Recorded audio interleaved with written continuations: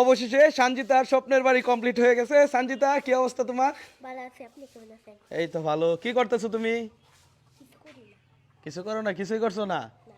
সঞ্জিতা তো অনেক হেল্প সহযোগিতা করছে মানে ঘরের কাজের জন্য। যাক, সঞ্জিতার স্বপ্নের বাড়ি কমপ্লিট। আল্লাহর রহমতে, আল্লাহর অশেষ রহমতে সঞ্জিতার স্বপ্নের বাড়ি কমপ্লিট।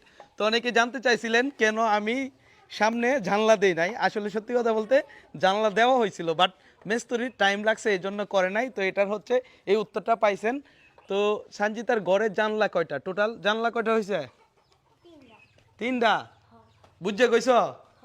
সঞ্জিতার ঘরের জানলা হচ্ছে তিনটা। এই যে একটা, এই যে এদিক দিয়ে একটা, আর একটা হচ্ছে এই যে এদিক দিয়ে। তো জানলা যেটি দেওয়া হয়েছে ঠিক আছে, তোমার কাছে ভালো লাগছে? জি, ভালো লাগছে। এদিক দিয়ে হচ্ছে যে আগে আমরা এই যে এই জায়গায় যে মাটি পড়ছি কিসের জন্য বলো না? রান্নাঘর। আচ্ছা, রান্নাঘর। অনেকেই বলছিলেন কেন রান্নাঘর নাই। সঞ্জিতা, তোমাদের বাড়িতে কি জায়গা আরো আছে? জি না, জায়গা নাই গা। জায়গা নাই? যতটুকুর মধ্যে ঘর ছিল এটাই তোমাদের জায়গা ছিল?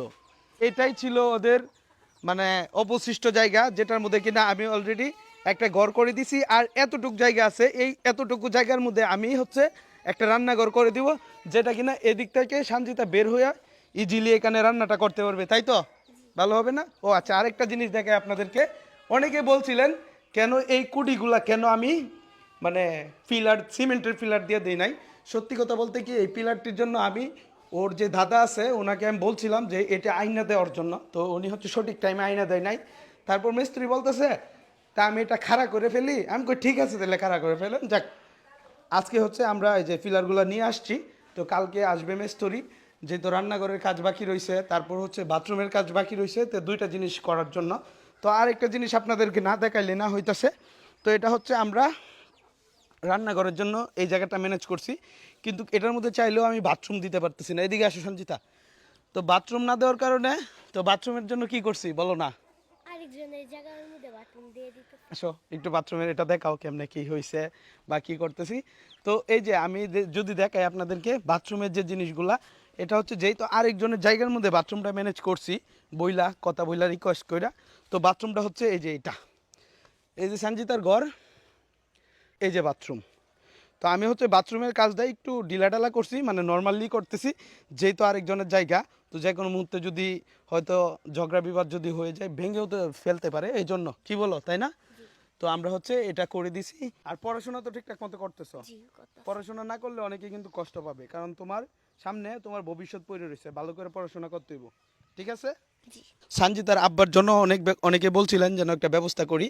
আল্লাহর অশেষ রহমতে আমি একটা ব্যবস্থা অলরেডি করে ফেলছি। ওর আব্বার জন্য একটা হোটেল ম্যানেজ করে দিছি। ওর আব্বার জন্য আমি কিছু এই চেয়ারও কিনে ফেলছি, তারপর হচ্ছে 2টা টেবিল কিনছি, 12 জন বসতে পারবে।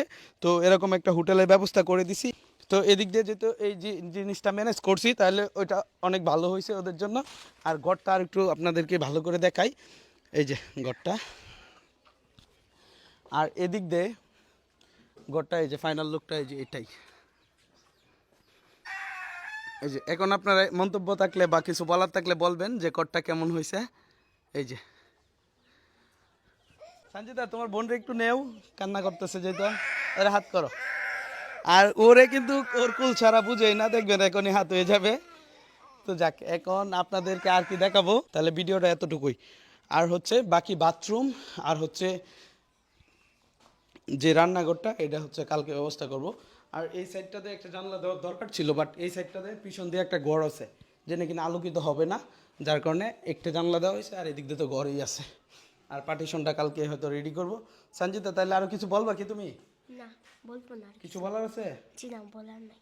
আচ্ছা, জাস্ট সঞ্জিতা জাস্ট এটা বলছিল যে আব্বার একটা ম্যানেজ করে দিলে আলহামদুলিল্লাহ, আল্লাহর কাছে লাখো শুক্রিয়া, যা হয়েছে, তাই তো? জি। আর শুক্রিয়া আদায় করা হচ্ছে মুসলমানের কাজ। তুমি যেহেতু মাদ্রাসায় পড়ো, অবশ্যই শুক্রিয়া আদায় করবা। আর আল্লাহর কাছে সবসময় দোয়া করবা, হ্যাঁ?